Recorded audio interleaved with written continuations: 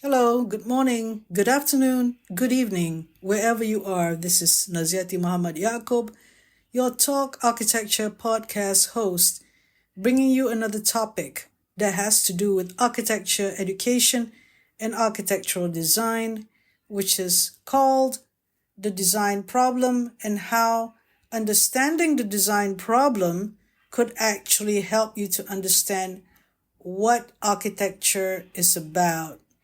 And the point is, there are a lot of disciplines out there that uses the word problem and also use the word design, such as engineering.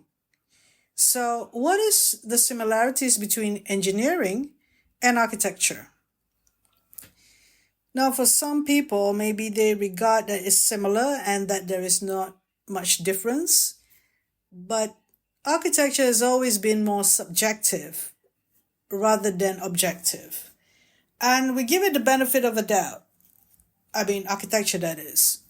That it is not objective, but more subjective. So it is like something that is difficult to define rather than what it defines a design problem in engineering, for example. Now, let me state this, and then after this, in the course of this podcast, I will give examples of how understanding the design problem in architectural design, in architecture education, will help us be more clear about how to go about thinking about how to design architectural design courses, for example. Now, going back to the engineering definition, I'm referring to Dr. Lawrence Anderson, one word, .weebly.com, which is an upload on writing a design brief by PLTW, which is an engineering company, which has a phrase, project lead the way. Writing a design brief is the title of this set of slides. Now, it's set up to entitle the slide, the second slide, which is the introduction slide, the design process. It says here that the design process starts with defining the problem, which primarily entails writing a design brief, which is what it's set out to do earlier. The whole concern is to do with writing a design brief. There is a flow chart which shows 1, define the problem, 2, generate concepts, 3, develop a solution, 4, construct and test prototype, 5, evaluate solution, hence you construct to solve. Now, this is engineering where they would talk about the design problem in terms of a specific problem. And the definition here is defining the problem, which is in the slide earlier, is the first thing one has to do in the design process. This is engineering, yeah? Let it be clear that this is what engineers think of when they talk about writing a design brief. We set out similarly in architecture to write out a design brief with our clients, as you recall. So in the third slide, it says defining the problem. Often a client comes to an engineer with a problem that is only vaguely defined. With the client, through careful listening, questioning, and interpretation, develop a written design brief that clearly and in detail states the problem. So clearly and in detail states the problem, which for the engineer, it has to be as detailed as possible from the very beginning. And the specific requirements of the solution, the criteria and constraints. It says here, criteria, what the solution must do or have, constraints, any limitation with regard to size, cost, and time, and what the solution must not do or have. I wouldn't go further. I'm just giving an idea about the engineering aspect of the design brief, and which relates to the question we asked earlier in this podcast, which is the design problem in architecture. So in engineering, the design brief, a written plan that identifies the problem to be solved, its criteria and its constraints. Just hold on for a second there. In engineering, it's a written plan already. The brief is a written plan. It is almost says everything and anything that you need to know about the design brief. And it identifies the problem to be solved. It lists the criteria and its constraints. You would like to do that in architecture as well, don't you?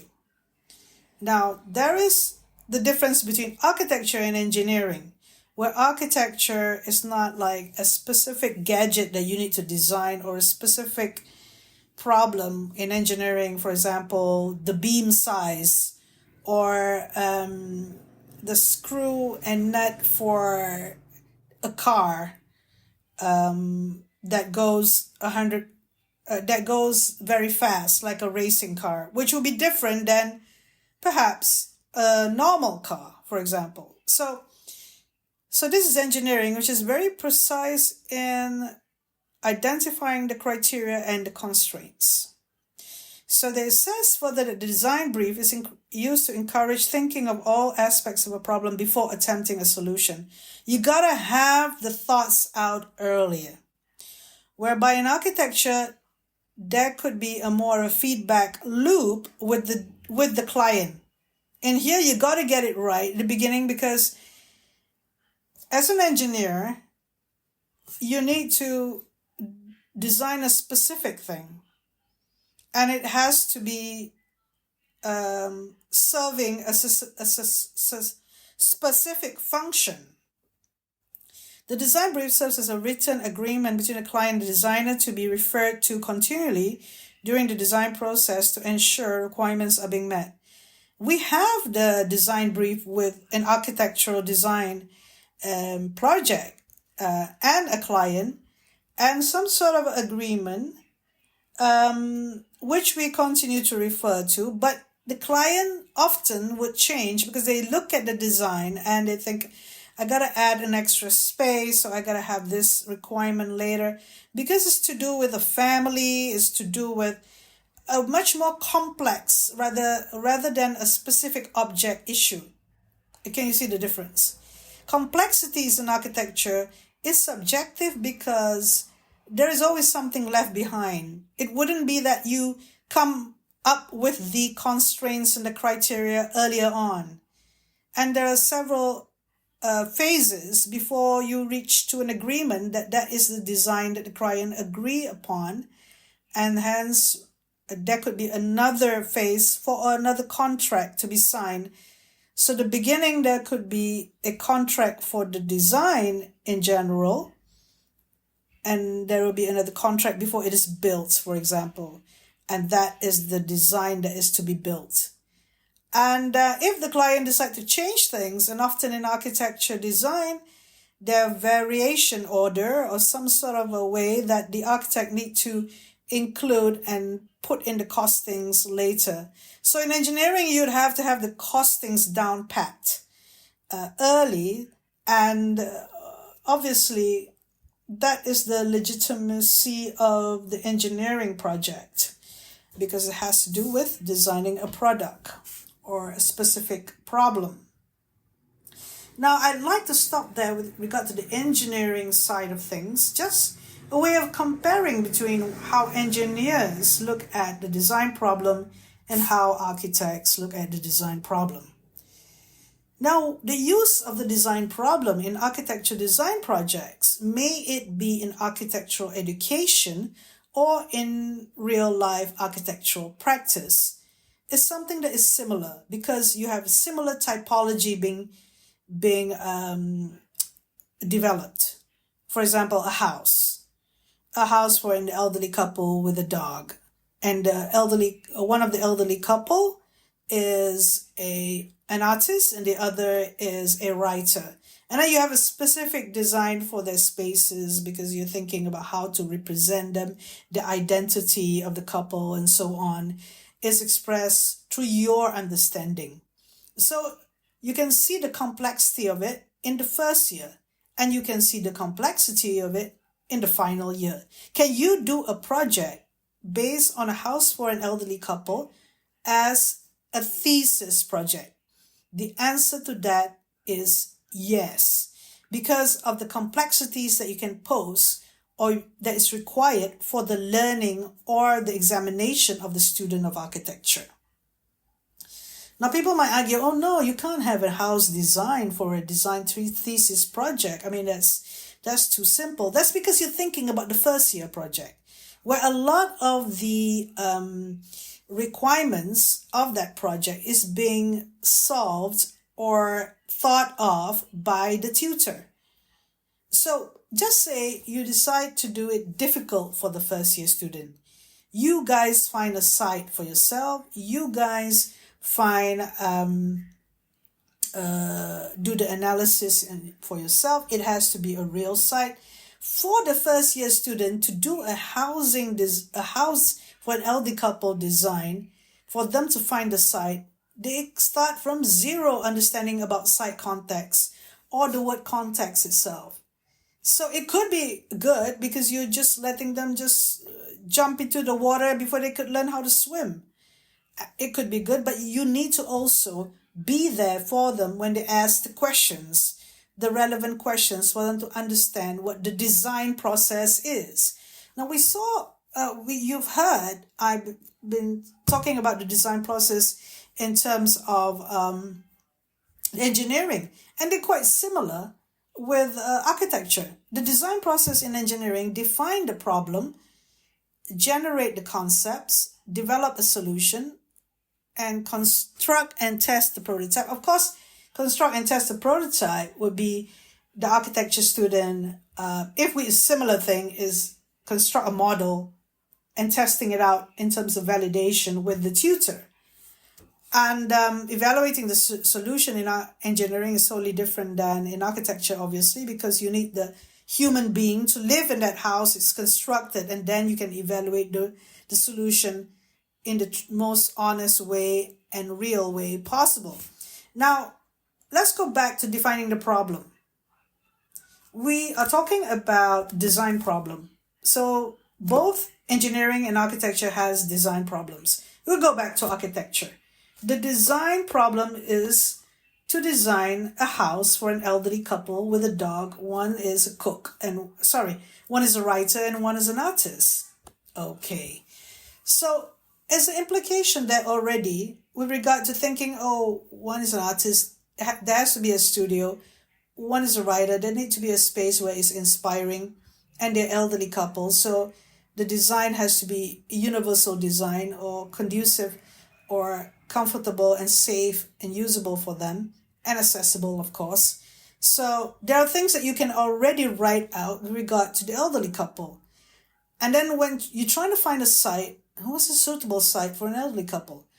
Then what are the research that you need to do as a first year student to find a site? What is a site? Can I just have a site out there in the country? Or can I have a site right in the middle of a university campus?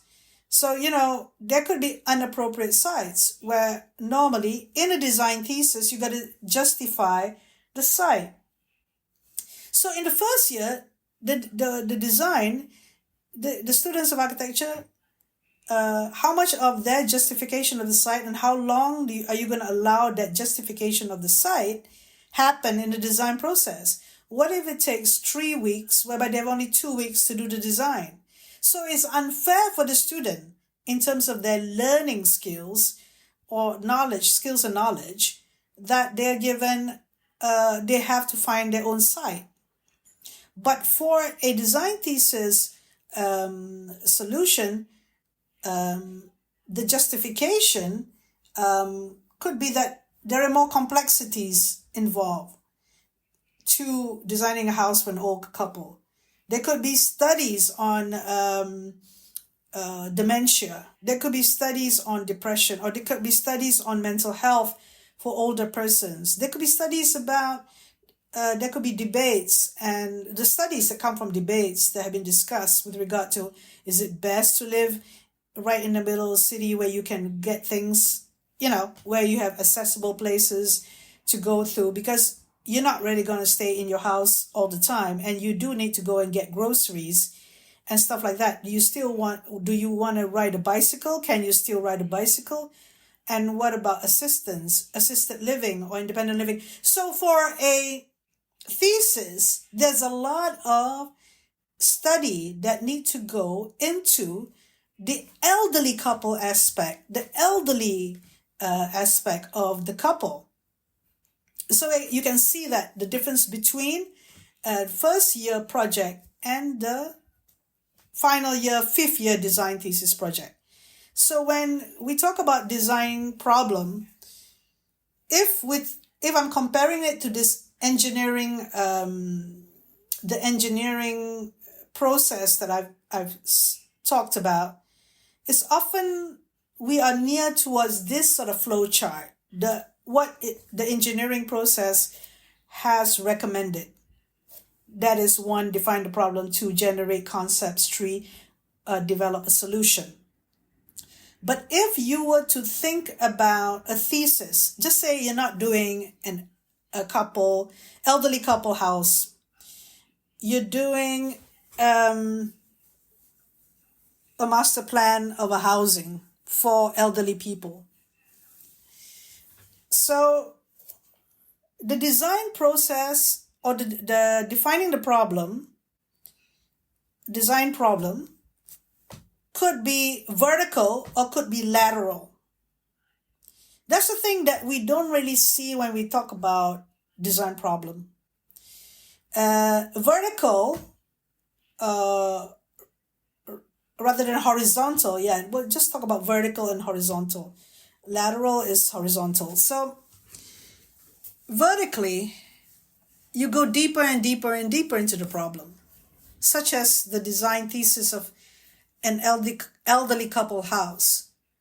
We did that before with students of architecture, where they had a kindergarten, which is, people would doubt that this has enough complexities to be a design thesis. But in actual fact, a kindergarten can go deeper and deeper and deeper into pedagogy and psychology and tactility. Sensorial design for children. The whole knowledge is vast in terms of a design thesis, just going deeper and deeper vertically from top to bottom. But just say you have a project, because all projects are valid for a design thesis, because all projects can be as complex as it could be. And you could accept all projects. You don't have to put a number of square meters for projects, like you have to have 10,000 square meters for a design thesis, project. That is the horizontal part, the lateral, the master planning, the housing, the building complex, the link to the city and neighborhood, going out and, this literally doing a master planning and then designing a part of it. So the complexity in that, the design problem could be transportation issues, or solid waste management issues, or sustainability issues, for like almost a neighborhood or a community is almost like a huge project that one person has to do on their own. And that's literal complexity that one looks at, and there's some people would argue that, academics would argue that it has to have a vertical complexity in terms of the services and the structure. So there was a minimum, or 3 stories high would be the minimum. If it is horizontal project. If it's a vertical project, then it has to be quite a complex building, higher than 5 stories and so on. So, but one could argue that complexity is just trying to test a high-rise building, which the student of architecture could have done in the year before. They could have in their portfolio, Here I have a high-rise building project. Here for my design thesis, my complexity is not in the high-rise, but in the master planning. Master planning is one design problem on its own with all the other complexities thrown into the master planning and the site planning and the area that they go into. So the point is, design problem in architecture is not like design problem in engineering. That's one of the conclusion here. And of course, this is something that we know, but we've got to have a model.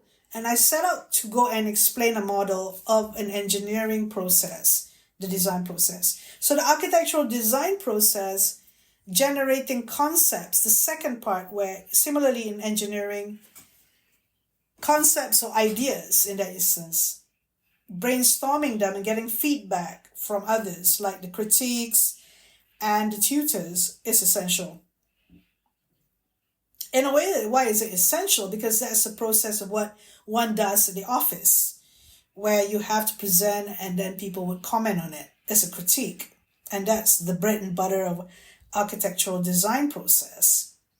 And developing a solution that could be multifold solution in the design thesis, from the solution to the master planning, the site planning, how the car, what traffic circulation, pedestrian or motorized will be.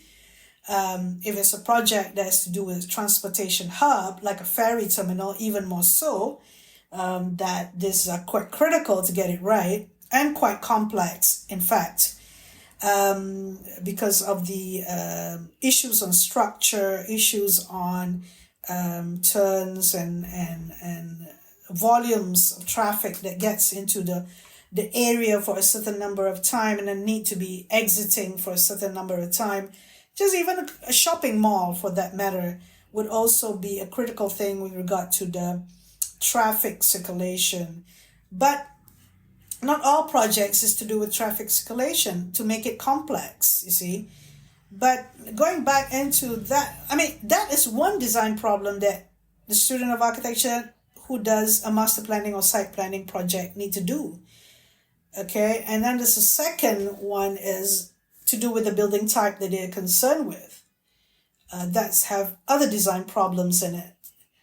Aspects of environmental sustainability, aspects of the services and structure integration problems, aspects of planning, depending on the design typology or the type of building, then they have their own design problems. So in a thesis, a design thesis in the fifth year, there could be 9 to 12 design problems that they need to solve within the year. But for the first year student, because it is guided and it is decided by the tutor that certain things, the criteria, right, or the limitations is that, just say an elderly couple house, it has to be in the middle of town, it has to be on this side, you don't have to think about the car parking, and it's already being resolved in many ways, so that the first year student just think about what is the objective of it. Maybe the objective is interior design or room with a view. Certain aspects of the design or the circulation space only. Maybe it's important to have the circulation space sorted out, or spaces that are livable. What are the criteria that the tutor set out for the first year student?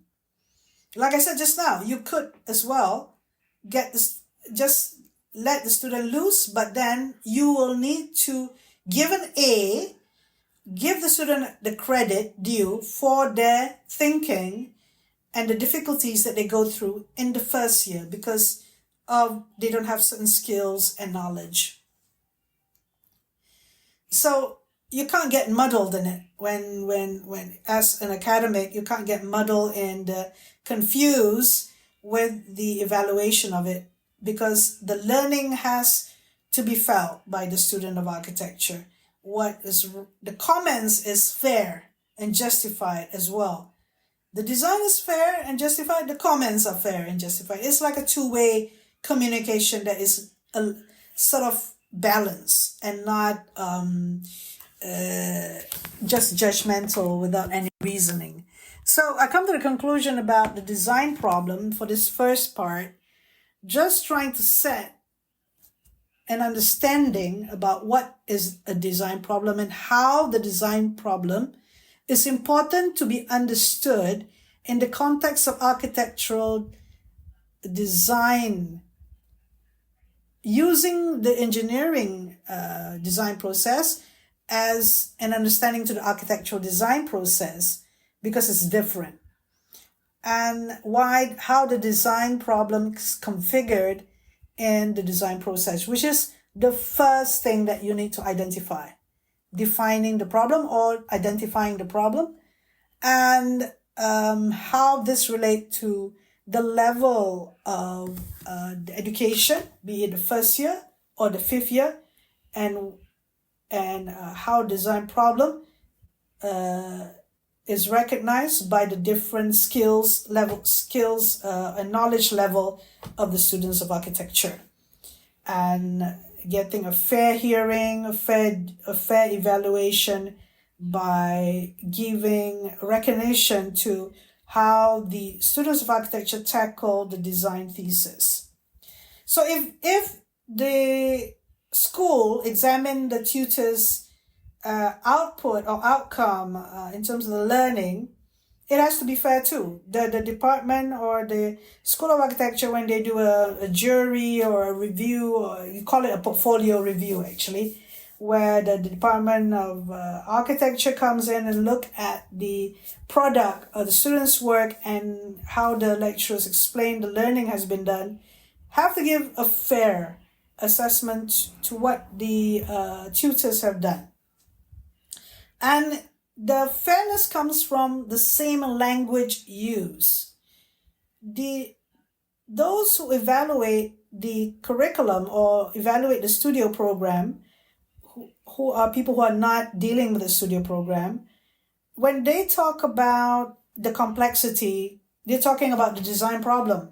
Nothing to do with anything at all, but something that in which you can engage in a meaningful conversation and dialogue, and something which is not being unfair to the tutors.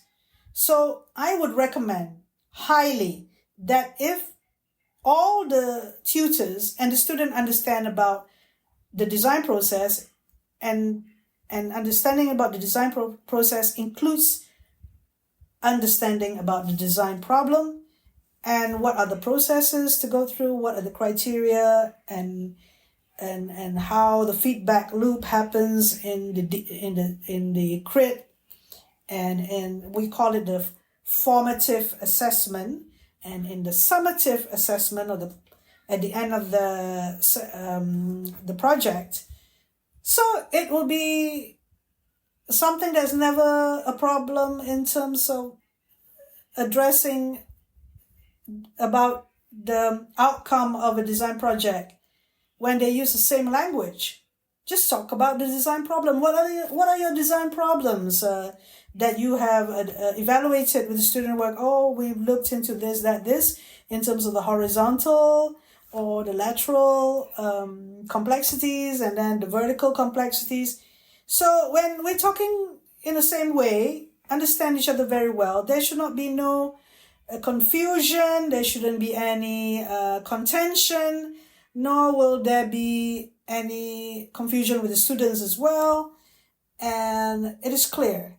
And you can build the curriculum better in an architecture school when we talk in the same language.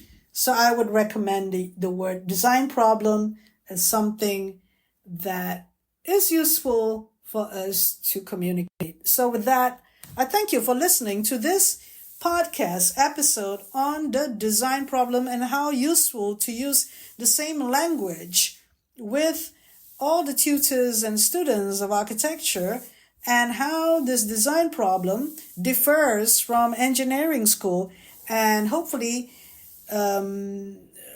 this will assist with our the growth of the architecture field and how it is seen. Thank you very much. We will go more into this later in another episode. Thank you.